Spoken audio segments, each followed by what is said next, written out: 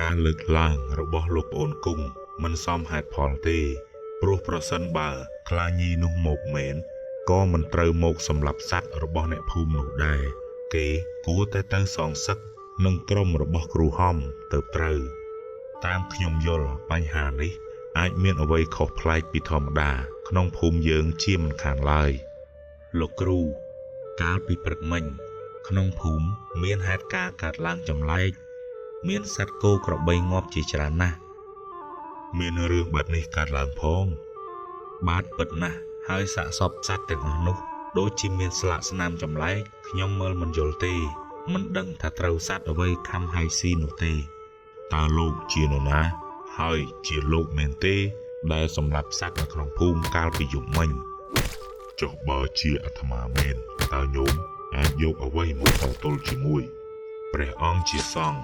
ថែមទាំងនិមន្តពេលយប់ជ្រៅមិនតែប៉ុណ្ណោះសម្រាប់សត្វហើយឆាន់សាច់ឆៅតើព្រះអង្គជាអ្វីឲ្យប្រកាសរឿងព្រះសង្ឃបិសាចឆាន់សាច់ឆៅ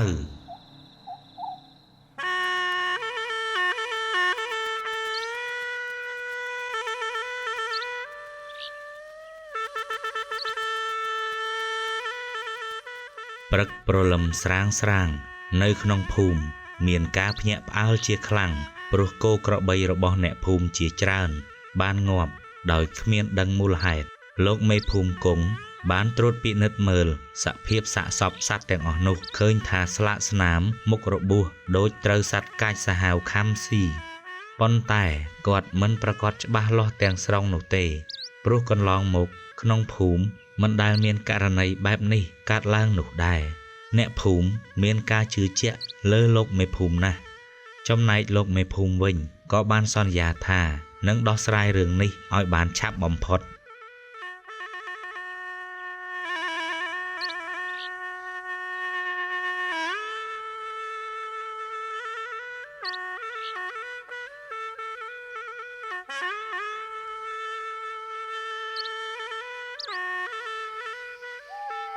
ក្រោមពន្លឺភ្លើងចន្លុះក្រហមរហឹមអ្នកទាំង3មានលោកអាចារ្យអង្គមេភូមិគង់និងលោកគ្រូណយបានពិភាក្សាគ្នាអំពីហេតុការណ៍ដ៏ចម្លែកកើតឡើងមួយនេះតាមការសង្ស័យរបស់លោកមេភូមិគឺយល់ថាគោក្របីទាំងនោះប្រហែលជាត្រូវសត្វខ្លាមកស៊ីហើយសត្វខ្លានោះក៏អាចមានទំនាក់ទំនងនឹងព្រាយខ្លាញីនោះក៏មិនដឹងព្រោះថ្មីនេះមនុស្សក្នុងភូមិដឹងទាំងអស់ថាព្រាយខ្លាញីនឹងមិនអស់ចិត្តនឹងការសម្លាប់សងសឹកនោះទេការលើកឡើងរបស់លោកប្អូនគង់មិនសមហេតុផលទេព្រោះប្រសិនបើខ្លាញីនោះមកមែនក៏មិនត្រូវមកសម្លាប់សត្វរបស់អ្នកភូមិនោះដែរគេគួរតែទៅសងសឹកនឹងក្រុមរបស់គ្រូហំទៅត្រូវតាមខ្ញុំយល់បញ្ហានេះអាចមានអ្វីខុសប្លែកពីធម្មតាក្នុងភូមិយើងជាមិនខានឡើយខ្ញុំក៏យល់ស្របតាមការលើកឡើងរបស់លោកបងអង្គដែរព្រាយខ្លានោះមិនមកសងសឹកនោះទេចំណែកសាកសពសត្វទាំងអស់នោះបើខ្ញុំពិនិត្យមើលទៅអាចដឹងបានខ្លះថាគឺជាការសម្លាប់ប្រើអាគមហើយវាប្រហារតែម្ដងតាមគំនិតខ្ញុំអាចបង្វែរការសង្ស័យទៅរកគ្រូហំទៅទំនងជាងព្រោះអ្នកអាចប្រើប្រាស់អាគមក្នុងភូមិក្រៅពីយើងទាំង3នាក់ទៅគឺមានតែកូនសិស្សគ្រូហំតែប៉ុណ្ណោះនេះប្អូនណយចង់សង្ស័យទៅលើក្រុមគ្រូហំមែនទេការលើកឡើងរបស់លោកប្អូនណយក៏ម្យ៉ាងដែរប៉ុន្តែបើគិតឲ្យដល់ទៅពួកគេគ្មានហេតុផលអ្វីត្រូវមកសម្លាប់គោក្របីអ្នកភូមិនោះទេដូច្នេះកុំតន់សង្ស័យច្រើនអីយើងតាមដានបន្តទៀតសិនទៅ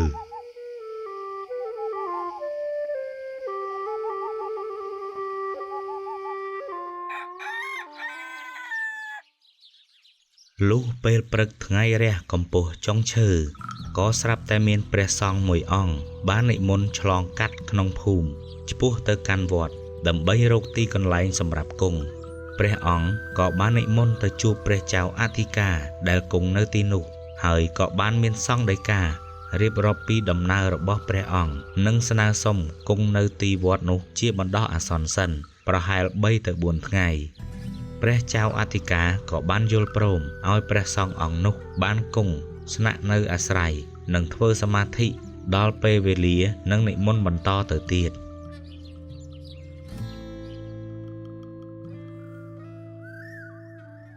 នេវិឆ័យ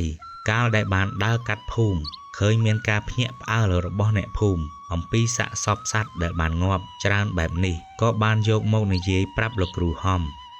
នេវិឆ័យក៏យល់ថាហេតុការណ៍មួយនេះអាចមកពីគំនុំសងសឹកព្រាយខ្លាញីនោះហើយវាមិនអស់ចិត្តនឹងការស្លាប់បាត់បង់កូនរបស់វានោះទេលោកគ្រូកាលពីព្រឹកមិញក្នុងភូមិមានហេតុការណ៍កើតឡើងចម្លែកមានសត្វគោក្របីងាប់ជាច្រើនណាស់មានរឿងបែបនេះកើតឡើងផង បាទពិតណាស់ហើយសាកសពសត្វទាំងអស់នោះដូចជាមានស្លាកស្នាមចម្លែកខ្ញុំមើលមិនយល់ទេមិនដឹងថាត្រូវសត្វអ្វីខំហើយស៊ីនោះទេលោកគ្រូតើអាចមកពីព្រាយខ្លាញីនោះចង់សងសឹកទេដឹងហើយមកបញ្ចេញកំហឹងដាក់អ្នកភូមិដូច្នោះមិនអាចនោះទេព្រាយខ្លានោះនឹងមិនហ៊ានចូលភូមិឡើយព្រោះនាងខ្លាចត្រូវពួកយើងសម្លាប់ប៉ុន្តែឆ្ងល់ណាស់ថាតើមានអ្វីចម្លែកអាចធ្វើបានដូច្នេះនៅក្នុងភូមិរបស់យើងទោះជាព្រាយខ្មោចបិសាចក៏ត្រូវក្រែងពីអំណាចរបស់ពួកយើងខ្លះដែរលោកគ្រូតើពួកគេអាចមករកយើងដែរឬទេហើយយើងគួរធ្វើដូចម្តេចទៅមិនអីទេបើចង់ដឹងច្បាស់យប់នេះយើងនឹងចេញទៅតាមដានមើលថាអ្វីឲ្យពិតប្រាកដ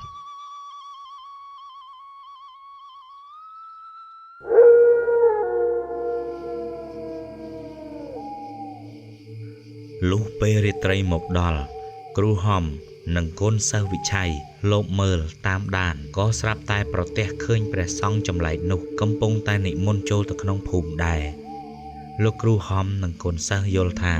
ការនិមន្តរបស់សង្ឃអង្គនេះចម្លែកណាស់ព្រោះយប់ពាក់កណ្ដាលអាធ្រាត្រទៅហើយនៅនិមន្តចេញទៅក្រៅទៀតគ្រូនិងសិស្សបានលួចតាមដានព្រះសង្ឃចម្លែកនោះ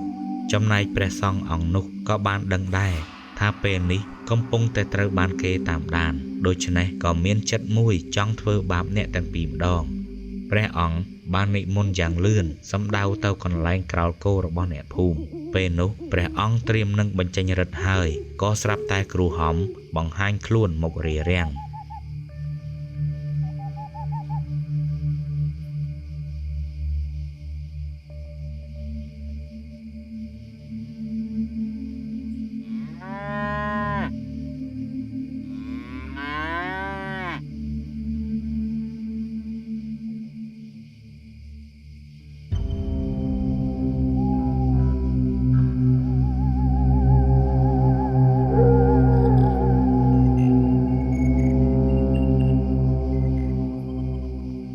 ឈប់សិន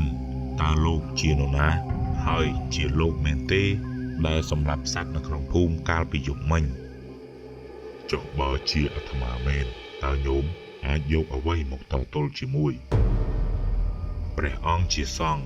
ថែមទាំងនិមន្តពេលយប់ជ្រៅមិនតែប៉ុណ្ណោះសម្លាប់សត្វហើយឆាន់សាច់ឆៅតើព្រះអង្គជាអ្វីឲ្យប្រកាសថ្ងៃនេះបើព្រះអង្គមិនបង្ហាញការពិតទេកុំស្រមៃថាអាចចេញពីទីនេះឲ្យសោះអាត្មាក៏ចង់មើលដែរថាញោមមានសមត្ថភាពប៉ុណ្ណាចង់មកខាត់អាត្មានោះព្រះសង្ឃចម្លែកពេលភ្លាមនោះក៏ស្រាប់តែនិមិត្តខ្លួនចូលទៅក្នុងរូបរបស់កូនសិស្សគ្រូហំធ្វើឲ្យគ្រូនិងសិស្សទាំងពីរបានវាយប្រយុទ្ធគ្នាប៉ុន្តែគ្រូហំមិនអាចប្រយុទ្ធអស់ពីសមត្ថភាពឡើយព្រោះគាត់ខ្លាចគ្រោះថ្នាក់ដល់សិស្សរបស់គាត់ដូច្នេះគាត់បានបន្ធូរដៃបង្កឲ្យត្រូវរបួសនិងចាញ់ក្រោមដៃរបស់សង្ឃអង្គនោះបន្ទាប់មកនេវិឆ័យបានចាប់ខំសត្វគោក្របីក្នុងក្រោលរហូតងាប់អស់រលីងហើយនេវិឆ័យក៏បានដើរចេញពីទីនោះទៅ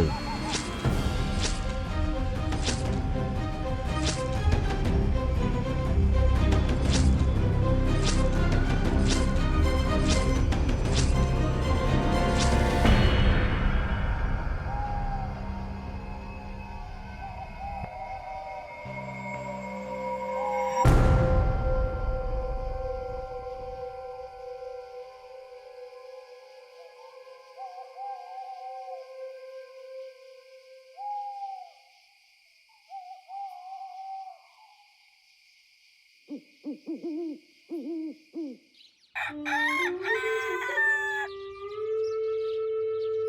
្រឹកព្រលឹមមិនទាន់អ្នកភូមិបានទៅដល់ផ្ទះមេភូមិដើម្បីប្តឹងឲ្យលោកមេភូមិទៅចាប់គ្រូហំដោយកាលពីយប់មិញពេលសកម្មភាពរបស់កូនសិស្សគ្រូហំកំពុងតែធ្វើសកម្មភាពចាប់គោក្របីខំស៊ីត្រូវបានអ្នកភូមិលួចមើលឃើញដូច្នេះទើបអ្នកភូមិទាំងអស់មករកលោកមេភូមិឲ្យដោះស្រាយ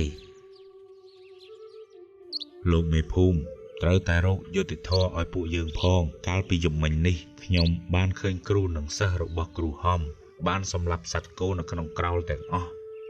នេះអ្នកទាំងអស់គ្នាច្បាស់ហើយមែនទេថារឿងនេះបានបង្កឡើងដោយគ្រូហំមែននោះ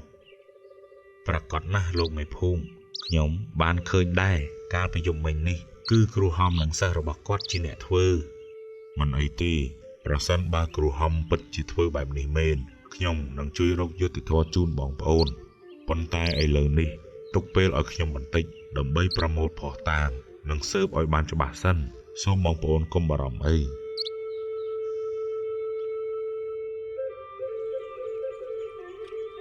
ចំណែកលោកអាចារ្យអង្គត្រូវបានព្រះចៅអធិការហៅទៅសួរនាំអំពីហេតុការណ៍ចម្លែកនៅក្នុងភូមិក្រោយពីព្រះអង្គទើបតែទទួលដំណឹងថាក្នុងភូមិមានគោក្របីជាច្រើនបានងាប់លោកអាចារ្យមិនទាន់ហ៊ាននិយាយអ្វីច្រើនប្រាប់ទៅព្រះអង្គទេព្រោះថាហេតុការណ៍នេះមិនទាន់ដឹងពីមូលហេតុច្បាស់លាស់នៅឡើយលុះបន្ទាប់មកទៀតលោកអាចារ្យអង្គបានធ្វើដំណើរត្រឡប់មកវិញស្រាប់តែប្រទះភ្នែកឃើញព្រះសង្ឃមួយអង្គកំពុងតែសមាធិក្រោមដើមឈើយ៉ាងស្ងៀមស្ងាត់លោកអាចារ្យគ្រាន់តែចោលភ្នែកមើលបន្តិចហើយក៏បានធ្វើដំណើរហួសទៅ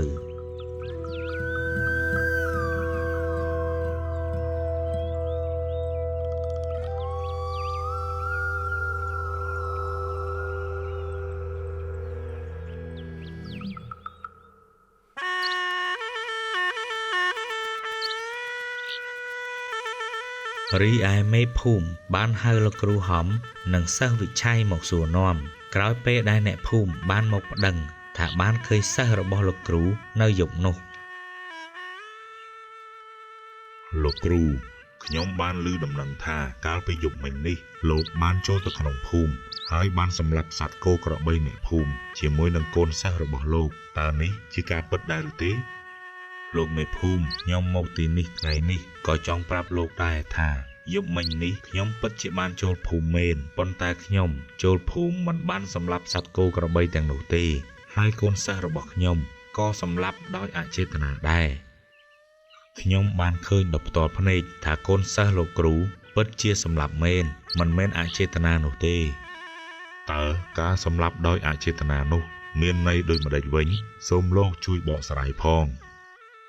រឿងនេះបើនិយាយទៅអ្នកទាំងអស់គ្នាពិបាកជឿណាស់ព្រោះវាមានតាក់ទងនឹងព្រះសង្ឃមួយអង្គចម្លែកតើព្រះសង្ឃណាទៅ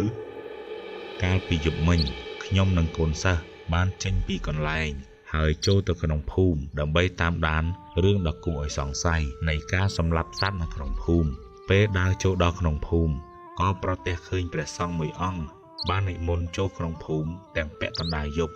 ខ្ញុំក៏តាមដានពេលកំពុងតែតាមដានព្រះសង្ឃនោះដូចជាដឹងព្រះកាយថាពួកខ្ញុំកំពុងតែតាមដានព្រះអង្គពីក្រោយហើយព្រះអង្គក៏និមន្តកាន់តែលឿនសម្ដៅទៅកាន់ក្រោលគោហើយព្រះអង្គក៏ចង់សម្លាប់សត្វទាំងនោះប៉ុន្តែត្រូវខ្ញុំឃាត់ព្រះអង្គមិនស្ដាប់ទេហើយបានសន្ធិដ្ឋចូលក្នុងរូបកូនសិស្សរបស់ខ្ញុំគ្រូហំបាននិយាយសាច់រឿងទាំងអស់ប្រាប់ទៅលោកមេភូមិប៉ុន្តែអ្នកភូមិមិនបានជឿលើការបកស្រាយរបស់គ្រូហំនោះឡើយចំណែកកូនសិស្សគ្រូហំនាយវិឆ័យបានព្យាយាមបកស្រាយផងដែរប៉ុន្តែនៅមិនបានផលនោះទេលោកមេភូមិបានដោះលែងអ្នកទាំងពីរត្រឡប់ទៅវិញដោយក្នុងចិត្តលោកមេភូមិកំពុងតែគិតថាមានអ្វីចម្លែកជាមិនខានឡើយចំណែកលោកគ្រូហំដើម្បីចង់បង្ហាញពីភាពស្អាតស្អំក៏ស្នើឲ្យលោកមេភូមិនិងអ្នកទាំងអស់គ្នាតាមដានព្រះសង្ឃនោះនាពេលយប់ដើម្បីឲ្យកាន់តែច្បាស់លាស់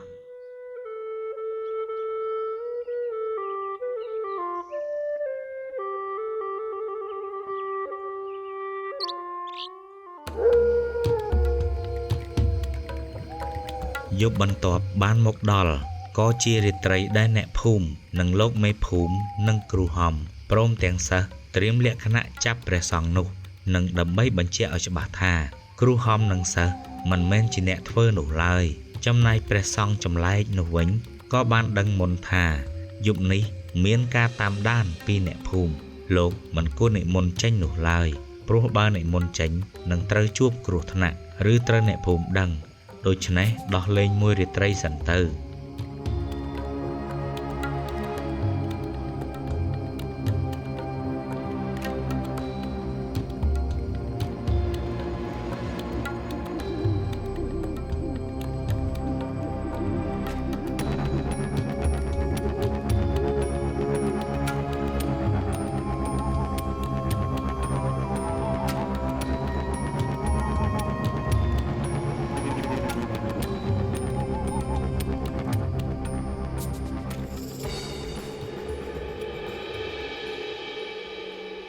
នេះរាត្រីបន្ទាប់អ្នកទាំង3នៅតែមិនទាន់សម្រាកមិនតែប៉ុណ្ណោះក៏កំពុងតែពិភាក្សាគ្នាអំពីហេតុការណ៍ដែលបានកើតឡើងលោកមេភូមិបាននិយាយពីហេតុការណ៍ចុងក្រោយរបស់លោកគ្រូហំបានជួបប្រទះចំណែកឯលោកអាចារ្យអង្គក៏ចាប់អារម្មណ៍នឹងរឿងនេះជាពិសេសសម្ដីរបស់គ្រូហំតែម្ដងតាមការតាមដាននិងការបកស្រាយរបស់គ្រូហំធ្វើឲ្យខ្ញុំសង្ស័យរឿងមួយនោះគឺព្រះសង្ឃចម្លែកតើព្រះសង្ឃចម្លែកអ្វីទៅនៅក្នុងភូមិយើងដូចជាមិនដែលមានព្រះសង្ឃចម្លែកទេកន្លងមកព្រះសង្ឃចម្លែកនោះមានបារមីខ្លាំងណាស់ដូចជាអាចដឹងមុនថាមានអ្នកតាមដានលោកហើយក៏បានចូលសន្ធិដ្ឋក្នុងរូបកាយរបស់កូនសិស្សគ្រូហំទៀតផងធ្វើឲ្យគ្រូហំមិនហ៊ានបង្ក្រាបនោះទេព្រោះខ្លាចគ្រោះថ្នាក់ដល់សិស្សរបស់គាត់នេះគ្រូហំពិតជាបាននិយាយបែបនេះមែនទេបាទមែនហើយលោកបងមិនតែប៉ុណ្ណោះដូចជាយប់មិញជាដើមពេលពួកយើងបានទៅតាមដានមើលគឺមិនបានឃើញព្រះសង្ឃអង្គនោះនិមន្តចូលភូមិទៀតឡើយធ្វើឲ្យខ្ញុំពិបាកជឿលើរឿងនេះដែរបើនិយាយទៅដល់ព្រះសង្ឃចម្លែកគឺពិតជាមានមែនហើយកាលពីព្រឹកម្សិលមិញខ្ញុំបានទៅវត្តស្រាប់តែឃើញព្រះសង្ឃមួយអង្គចម្លែកកំពុងតែសមាធិនៅក្នុងវត្តខ្ញុំមិនសូវចាប់អារម្មណ៍នោះទេបើដោយលោកបងនិយាយគឺមិនខុសនោះទេព្រះសង្ឃអង្គនោះអាចដឹងពីស្ថានភាពកើតឡើងជាមុនដូច្នេះបើយើងត្រៀមលក្ខណៈចង់ចាប់លោកឬចង់តាមដានលោកនោះលោកនឹងដឹងហើយក៏មិនបង្ហាញខ្លួនដែរដូច្នេះបើចង់ធ្វើកុំរៀបផែនការមុនយើងចេញទៅតែម្ដងទៅអូនណយនិយាយត្រូវបើយើងរៀបចំផែនការនោះនឹងត្រូវលោកដឹងមុនជាមិនខានឡើយដូច្នេះយើងគួរតែចាត់ការក្នុងយប់នេះតែម្ដងទៅ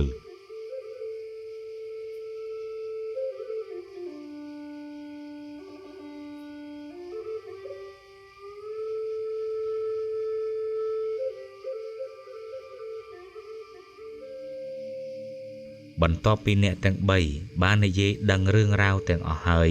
អ្នកទាំង3បានរៀបចំចេញដំណើរចេញតែម្ដងពេលដែលទៅដល់កន្លែងក្រោលគោអ្នកភូមិស្រាប់តែឃើញព្រះសង្ឃនោះមែនកំពុងតែខំស៊ីសាច់គោនិងក្របី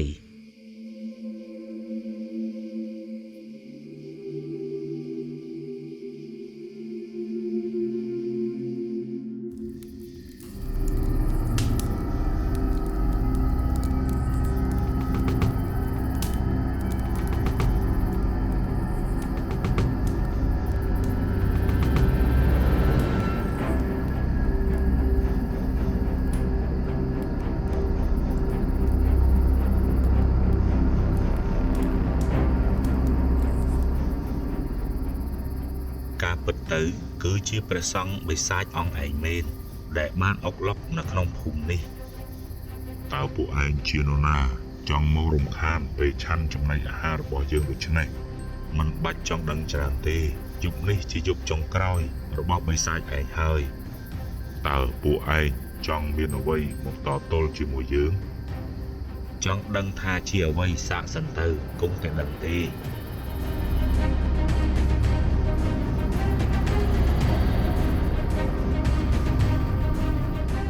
លុះអ្នកទាំង3បានជជែកវែកញែកគ្នាដឹងច្បាស់ហើយក៏ចាប់ផ្ដើមរួមកម្លាំងគ្នាដើម្បីប្រមាញ់ព្រះសង្ឃចម្លែកនោះរហូតដល់បាត់បង់ជីវិត